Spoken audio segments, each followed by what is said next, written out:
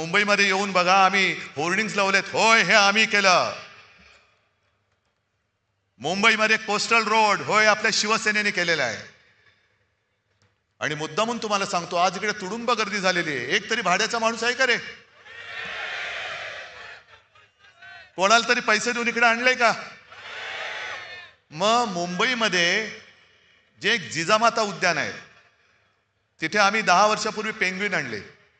काय टीका केली आमच्यावर, हे पेंग्विन पेंग्विन पेंग्विन. होय पेंग्विन आम्ही आणले.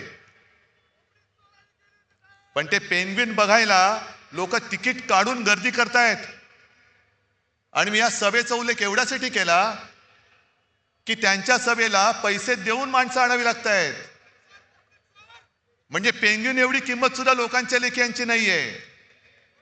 पैसे तिकीट काढून पेंग्विन बघतायत, पण पैसे घेऊन सुद्धा लोकांच्या सभेला जात नाहीयेत. काय तुमची त्यांची अवस्था आहे?